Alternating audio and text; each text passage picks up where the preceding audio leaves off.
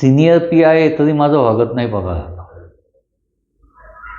हा, पण इथं जे ठरेल किंवा जे घडेल ते बाहेर कोणालाही कळता कामा नये.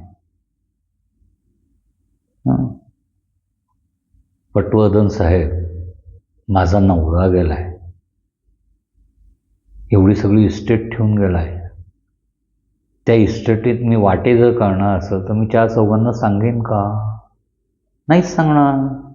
तुमच्याकडनं फुटलं गेलं नाही पाहिजे. ठीक आहे, पहिले मला सांगा प्लॅन काय होता, मला त्या प्लॅनमधनं मार्ग काढून सगळं रफादफा करता येईल. नाही, पटवर्धन साहेब, पहिले किंमत ठरते आणि मग वस्तूचे डिटेल्स दिले जातात. पहिले किंमत सांगा.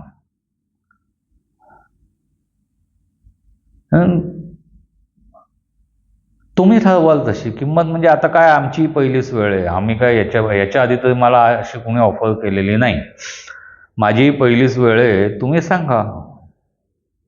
तर हे बघा, अशा पद्धतीनं सांगा की मी सगळ्यात सिनियर पी आहे, माझ्यानंतर खोतकर आहेत, खोतकरनंतर 2 कॉन्स्टेबल लेडी कॉन्स्टेबल आहेत आणि 2 जेंट्स कॉन्स्टेबल आहेत. कॉन्स्टेबलला कॉन्स्टेबलच्या हिशोबाने, खोतकरांना खोतकरच्या हिशोबाने, मला माझ्या हिशोबाने, तुमच्या हिशोबाने काय असेल ते सांगा. ती हसली. गुड. अमित हुशार आहे, चांगला वकील होईल तो पुढे भविष्यात. खोतकर निसंशय. पण हे सगळं त्यांनी प्लॅन केलं का तुम्ही प्लॅन केलं? हे म्हणली मला एवढं कुठं प्लॅन करता येतं, मी आत्ता तुमच्याशी एवढं बोलले हेच भरपूर झालं, मला मागासपासून घाम येत होता, पण थोडंसं धाडस दाखवलं, बोलले ते बरं झालं, मला निदान मार्ग तरी मिळाला. प्लॅन टोटल अमितने केला होता. बरं, काय होता प्लॅन? काही नाही, माझ्या पत्नीच्या मृत्यूला पटवर्धन इन्स्पेक्टर साक्षीदार असतील. कसं काय? गेले 2 महिने तुमच्यावर आम्ही पाळत ठेवून होतो. आमच्या साधारण लक्षात आलं की सुट्टीचा दिवस असेल, तुमचा विकली ऑफ असेल, तर विकली ऑफला तुम्ही बायका पोरं असतील तर तुमची बायका पोरं, नाही तर तुम्ही एकटे रात्री 10-10:30ला मस्त जेवण झाल्यानंतर गाडी काढता, सी शोअरवर येता. सी शोअरवर आला, पोरं आणि बायको जर असेल तर ते इकडे तिकडे हिंडत असतात, तुम्ही त्या खडकाच्या अलीकडं गाडीत बसून मस्तपैकी बियर पिता आणि सिगरेट ओढता. या एका बेसवर हा प्लॅन आम्ही मॅनेज केलेला होता की तुम्हीच साक्षीदार कोणाचे. मग त्या याच्यानुसार आम्ही काळू आणि रघुला बुक केलेलं होतं. मीनवाईलमध्ये तुम्ही तिकडून निघाला की तिकडून मला फोन येणार होता निघा म्हणून. तोपर्यंत मला फक्त रावसाहेबांना दारू पाजून टाईट करायचं होतं. ठरल्याप्रमाणे मी तसं करून ठेवलेलं होतं.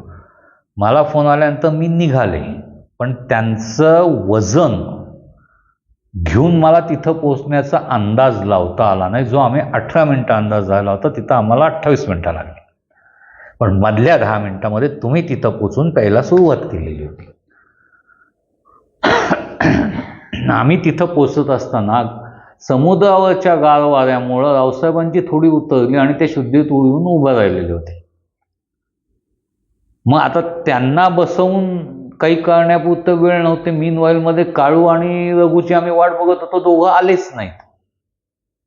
प्लॅन तर बदलणं शक्य नव्हतं. वेळ 1-1 मिनिट वाया होत चालला होता, कारण तुम्ही तुमचा दुसरा टीम जर संपला असता तर तुम्ही परत निघून गेला असता. त्यामुळं ती सगळे याची मला खडकाडणं कळत नव्हतं तुमचा कितवा टीम चालू आहे आणि किती सिगरेटी झाल्यात ते. त्यामुळे त्या काही गडबडीत मी पटकन पर्समधनं रिव्हॉल्वर काढलं, रिव्हॉल्वरनं हे लावलेलं असल्यामुळे प्रश्न नाही, गोळी झाडली. तो कोसळलाय, तडफडतो. हे सगळं बघितल्यानंतर मी शांतपणे खडकाडणं तुम्हाला न्याळलं मागच्या बाजूनं येऊन. तुम्ही तिथं डचकून उभे राहिलेला होतात. म्हणजे म्हटलं तुम्ही ते शॉटचा आवाज त्या परिस्थितीत ओळखलेला आहे. मी किंचाळी मारली आणि पळत पळत हेलपटत तुमच्याकडे यायचा प्रयत्न करायला लागले आणि तुमच्या जवळ येऊन बेशुद्ध पडण्याचं नाटक केलं. गुड. म्हणले साक्षीला मीच कशाला? नाही म्हणे, इन्स्पेक्टर जर साक्षीदार असेल केस लवकर संपणार ना. ओके. आणि अमित म्हणला होता सिनियर पी आहेत पटवर्धन, त्यामुळे ते साक्षीदार असतील तर आपल्याला लवकर सुटका मिळू शकते. गुड. मग हे सगळं म्हणणाऱ्या अमितनी सांगितलं नाही तुम्हाला की inspector Patwardhan senior P I असले तरी आत्तापर्यंत जे काय जगलेत ते पगारावर जगलेत. म्हणून तर मी तुम्हाला संधी दिली ना की आता थोडंसं लॅविश जागा. किती दिवस तेच ते बियरच्या टीन पेणार ना.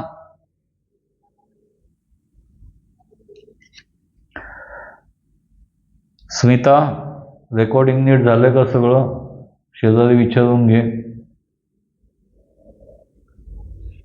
जज साहेब बसलेले आहेतच ना, त्यांच्या समोर कन्फेशन झाल्याचं नोट करून घे. What? Yes miss Neema, missus Neema. तुम्हाला काय वाटतं? सगळे करप्टच असतात पोलीस. हा तुमचा प्लॅन मला कळणं आवश्यक होतं, म्हणून 2 मिनिटं मी तुमचं ऐकण्याचं नाटक केलं. अमित चांगला लॉयर नाहीये. चांगला लॉयर जो असतो ना, चांगला वकील, तो कधी गुन्हे करण्याचे हे देत नाही. तो एक न्यायदैवतेनं नेमलेला माणूस असतो की ज्यांनी सत्याची पारख करून न्यायदेवतेसमोर गुन्ह्याची उकल करायची असते. आता स्वतःच गुन्हेगार निघालाय, सनद तर गेलीच. तुम्ही दोघं आता जेलचं बघा. त्यांनी गेम केली, ती बाउन्स बॅक झाली आहे तुमच्यावर. आणि बाउन्स बॅक जेव्हा होते ना गेम, खूप जोरदार लागतं, लक्षात घ्या. तुमचं रेकॉर्डिंग हे सगळं कोर्टात तुमचा जबाब म्हणून सादर केलं जाईल. Dare if you deny. Khotkar आत आले, त्यांच्याबरोबर अमित होताच, त्यालाही बेड्या घातल्या. सांगितलं की चला जेलवारी करायची तयारी करा. मिस्टर अमित, स्वतःला मिळालेल्या ज्ञानाचा आणि स्वतःला मिळालेल्या पोझिशनचा गैरफायदा घ्यायचा नसतो. तुम्ही वकील म्हणून जर राहिला असतात ना, काही वर्षांनी तुम्ही तुमची संपत्ती काही ना काहीतरी गोळा करू शकला असता. पण दुसऱ्याच्या संपत्तीवर नजर ठेवून त्याच्या बायकोला गटवणे, फूस लावणे, पटवणे, हेही कलम तुमच्यावर लागणार आहेत. आणि खुनाच्या सहभागाचीही. कारण आता मिस्टर रावसाहेब तर राहिलेले नाहीत.